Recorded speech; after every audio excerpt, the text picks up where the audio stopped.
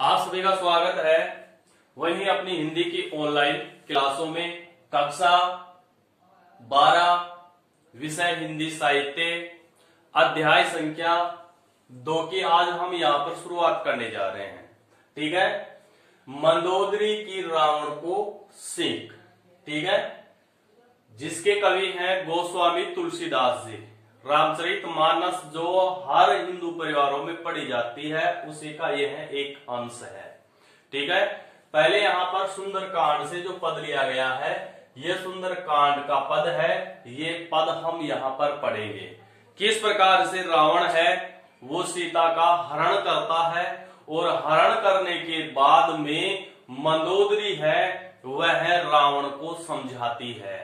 स्त्री होने के कारण वह माता सीता से कितनी सहानुभूति रखती है और आने वाले भविष्य में जो खतरा उत्पन्न हो रहा है उस खतरे को लेकर मंदोदरी है रावण को बार बार उन्हें समझाती है।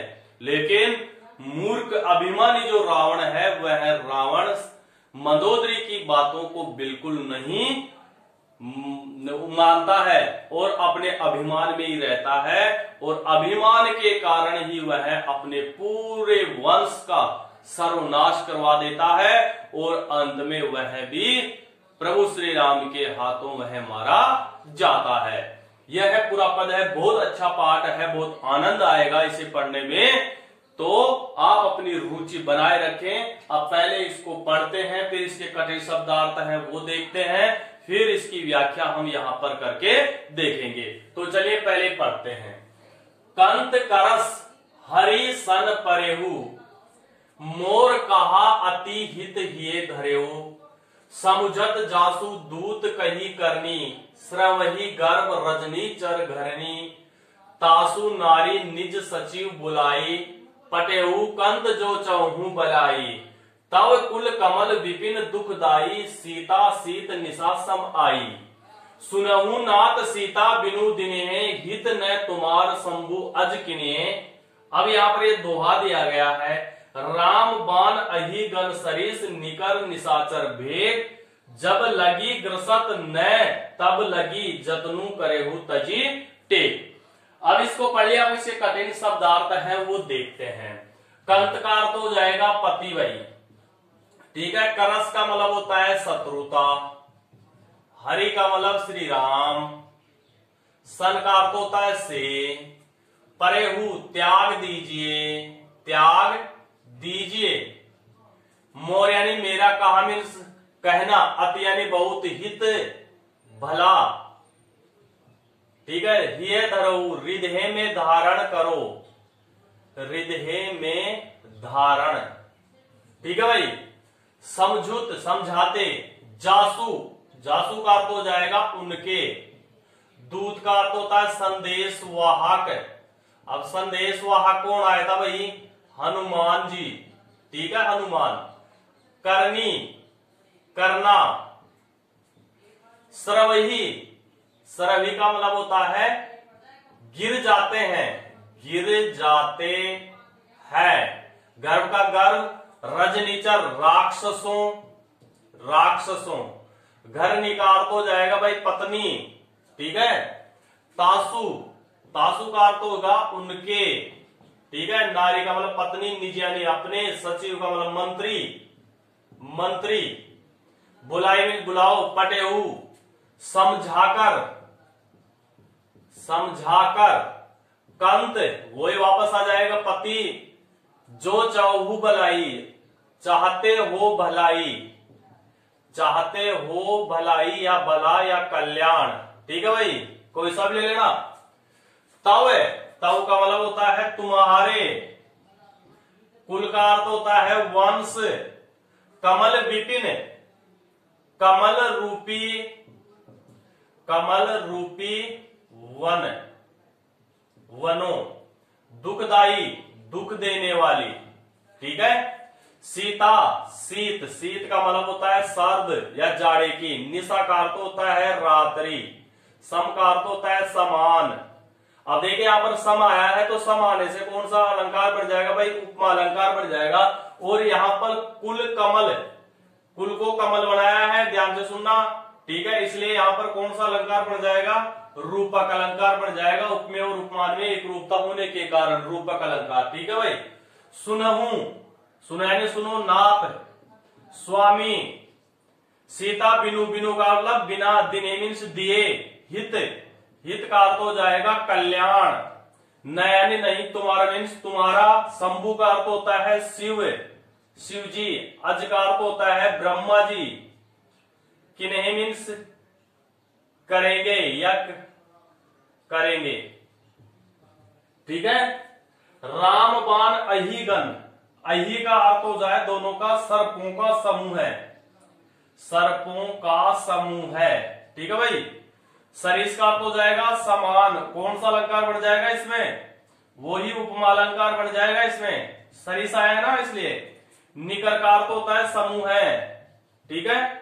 निशाचर, निशाचर का अर्थ होता है राक्षस, और भेक का अर्थ होता है मेंढक, क्या होता है, मेंढक।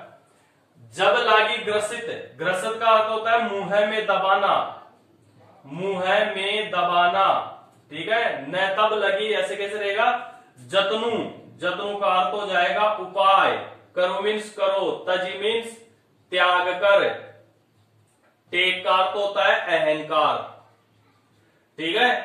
इस प्रकार से सारे कठिन शब्दार्थ हमने देख लिए हैं, ठीक है। अब ऐसा कोई कठिन शब्दार्थ नहीं बचा है जिससे आपको व्याख्या करने में कठिनाई हो, समझ में आ गई बात। तो अब इसकी व्याख्या करते हैं। यहां पर क्या है, प्रस्तुत पद में मंदोदरी है, रावण को समझाते हुए कहती है, क्या कहती है, कंत करस हरि सन पर्यहु।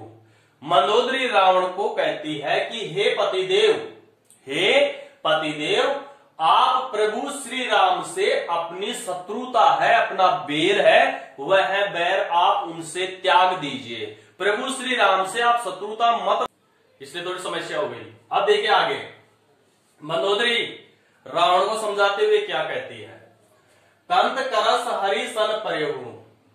अपने पति को समझाती हुई मंदोदरी कहती है कि हे पतिदेव, आप प्रभु श्री राम से जो शत्रुता है उस शत्रुता को आप त्याग दीजिए, उसे छोड़ दीजिए, प्रभु श्री राम से आप शत्रुता मत रखिए, उस शत्रुता को आप समाप्त कर दीजिए, ठीक है। मोर कहा अतिहित, मैं आपको यह बात समझा रही हूं, यह बात मैं आपकी भलाई के लिए समझा रही हूं, हिये धरूं, और इस बात को आप अपने हृदय में धारण कर लीजिए। मैं जो ये आपको बात समझा रही हूं ना, यह बात मैं आपकी भलाई के लिए ही आपको समझा रही हूं, आपको कह रही हूं। इन बातों को आप अपने हृदय में क्या कर लीजिए, धारण कर लीजिए। समझत जासु दूत कई करनी।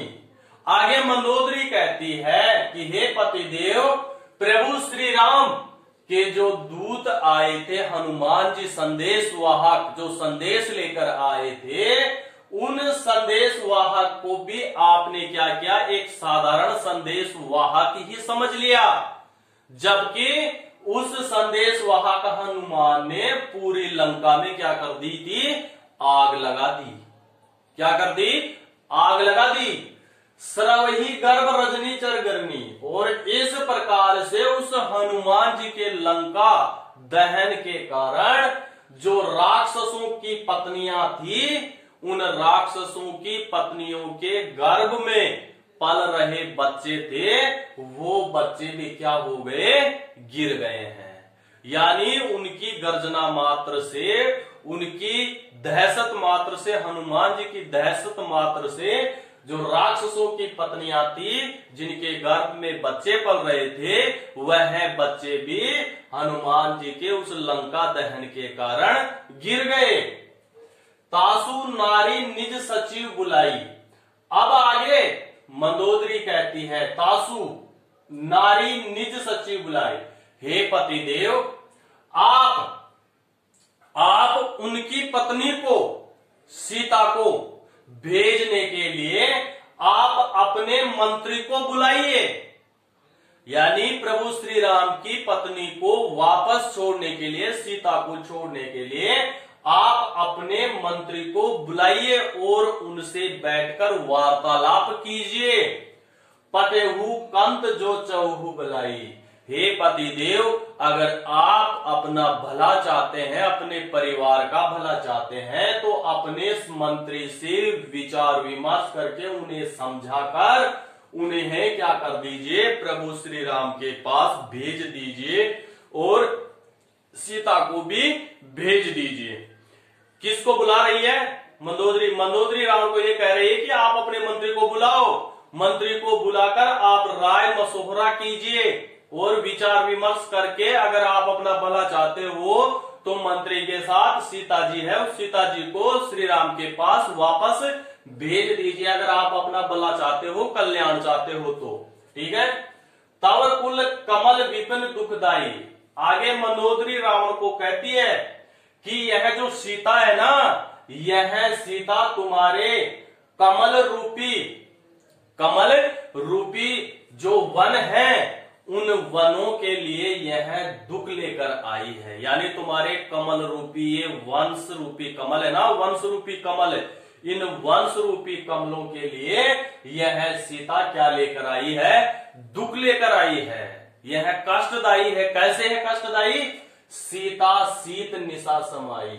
यह तुम्हारे वंश रूपी कमलों के लिए यह सीता है, यह सीता जाड़े की सर्द रात्रि के समान आई है। यानी सर्द रात्रि क्यों कहा मंदोदरी ने? क्योंकि जाड़े की रात में सर्दी अधिक गिर जाने से, पड़ने से क्या होती है, पेड़ पौधे वगैरह ये क्या हो जाते हैं, आपस में जल जाते हैं।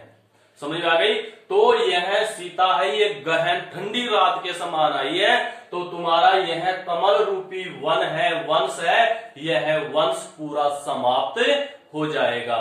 ठीक है। इसलिए सीता है, यह सीता जाड़े की रात के समान आई है, रात्रि के समान आई है, इसलिए इसे वापस भेज दीजिए। सुनहु नाथ सीता विनोदिनी। आगे मंदोदरी रावण को कहती है कि हे पतिदेव सुनो, हे स्वामी मेरी बात को सुनिए आप। जब तक आप सीता को वापस नहीं देंगे, सीता को श्री राम के पास जब तक वापस नहीं भेजेंगे, हित न तुम्हार शंभु अजकिनी। जब तक तुम्हारा भला न तो शिव जी कर सकते हैं और न ही तुम्हारा भला ब्रह्मा जी कर सकते हैं। यानी तुम्हारा कल्याण है, जब तक सीता जी को वापस श्री राम के पास नहीं पहुंचाओगे, तब तक तुम्हारा कल्याण न तो शिव जी कर पाएंगे और न ही ब्रह्मा जी कर पाएंगे। ठीक है भाई, समझ में आ गई यहाँ तक? अब आगे देखिए दोहा। राम बाण अहि गण सरीस। आगे मंदोदरी दोहे में समझाती हुई कहती है कि प्रभु श्री राम है, प्रभु श्री राम के जो बाण है ना तर्कस में, वह बाण किसके समान है? एक सर्पों के समूह के समान है। बाण नहीं है, वो सर्पों का समूह है। निकर निशाचर भेद। और तुम्हारे जो ये राक्षस है ना, यह राक्षस किसके समान है? मेंढकों के एक समूह के समान है। यानी प्रभु श्री राम किसके समान है? कि जो बाण है वो किसके समान है? सर्पों के समान है। और तुम्हारे ये जो राक्षस है ना, जो तुम इतने वीरों को कहते हो कि ये मेरे वीर हैं, यह राक्षस एक मेंढकों के समूह के समान है। जब लागी ग्रसत न तब लगी। जब तक सर्प है, वह सर्प इनको मुंह में नहीं दबा लेते, मुंह में नहीं पकड़ लेते, तब तक इनका पीछा नहीं छोड़ते। अब यहां पर देखिए क्या सर्पों का समूह है। जब तक प्रभु श्री राम के बाण तर्कस से निकलेंगे, जब तक वह शत्रु के हृदय को छल्ली नहीं कर देंगे, तब तक वह पीछे नहीं हटते। तो ऐसे ही है कि जब तक वह यह सर्प है, जब तक यह अपने शिकार मेंढक को मुंह में नहीं दबा लेता, तब तक उसका पीछा नहीं छोड़ता। जतनु करेहु तजिते। तो हे पतिदेव, आप इनको बचाने का आप उपाय सोचिए, इन राक्षसों को बचाने का उपाय सोचिए और आप अपने मन में से क्या निकाल दीजिए? अहंकार निकाल दीजिए। या ऐसे ले सकते हैं, हे पतिदेव, आप अपने मन में से अहंकार निकाल करके इन राक्षसों को बचाने का आप उपाय सोचिए, वरना सारे राक्षस हैं वो राक्षस क्या किए जाएंगे? मारे जाएंगे। ठीक है, इस प्रकार से इसकी व्याख्या हमने देख ली है। अब यहां पर जो इसका विशेष है वो विशेष हम यहां पर देख लेते हैं। अब देखिए यहां पर दोहा कैसे है। दोहा में हमेशा ध्यान से सुनो, 13 13 और 11 11 मात्रा होती है। ठीक है, विषम चरणों में यानी पहले और तीसरे चरण में कितनी मात्रा होती है, 13 13, और सम चरणों में दूसरे और चौथे चरण में कितनी होती है, 11 11। अब आराम से गणना कर लो, 2 3 5 6 7 8 9 10 11 12 और 13 13 मात्रा हो गई इसमें। ठीक है, इसमें कितनी हो जाएगी, 11। 1 2 3 4 5 6 7 7 सॉरी 1 2 3 4 5 5 और 2 7 8 9 9 2 11 1 12। अब इसमें 12 नहीं है, 11 ही रहेगी। कैसे गिनिए दोबारा से, 1 2 3 4 4 और 2 6 7 8 8 और 2 10 और 1 11। ठीक है, जल्दबाजी में गणना में वो हो जाती है। अब इसमें देखिए 1 2 3 4 6 7 8 9 10 11 12 और 13 है। ठीक है भाई, 1 2 3 4 5 6 7 8 10 और 1 11। और दूसरे और चौथे चरण में तुक पाया जाता है, ये देखिए तुक है। ठीक है, ये किसकी है, दोहे की पहचान है। 128 का अपोजिट कर दो, ये 11 11 मात्राओं वाला इधर आ जाएगा और 13 13 मात्राओं वाला इधर चला जाएगा। और जो तुक है यह विषम चरणों में यहां पर हो जाएगा। अब यहां पर विशेष देखते हैं क्या है। भाषा यहां पर कौन सी हो जाएगी, अवधि भाषा हो जाएगी। कौन सी हो जाएगी, अवधि। उपदेशात्मक उपदेशात्मक व भावात्मक शैली, भावात्मक शैली है। ठीक है, तत्सम तद्भव शब्द हैं, तत्सम तद्भव शब्द, अनुप्रास अलंकार, ठीक है, उपमा अलंकार, रूपक अलंकार। ऊपर पढ़ चुके हैं अपन। यहां पर कौन सा था, रूपक था, और यहां पर सम, और यहां पर सरिसा में से कौन सा बन गया, उपमा अलंकार बन गया, और अनुप्रास अलंकार तो इसमें है ही। ठीक है, तो इस प्रकार से भाषा अवधि इसकी हो जाएगी। ठीक है, तत्सम तद्भव शब्द है ही इसमें। ठीक है, इस प्रकार से आज हमने पहले पद की व्याख्या देखी है। तो आज के लिए बस इतना ही। अगर चैनल पे आप नए हो तो आप अपने इस चैनल को सब्सक्राइब कर लीजिए, बेल आइकन घंटी के निशान को प्रेस कर दीजिए, ताकि कोई भी मैं वीडियो अपलोड करूं तो उसकी सूचना आप तक पहुंच जाए। और बटन लाइक को जरूर दबाएं, और अंत में मुझे कमेंट करके जरूर बताएं कि आपको यह वीडियो कैसा लगा। आज के लिए बस इतना ही। सभी विद्यार्थियों को वीडियो देखने के लिए धन्यवाद।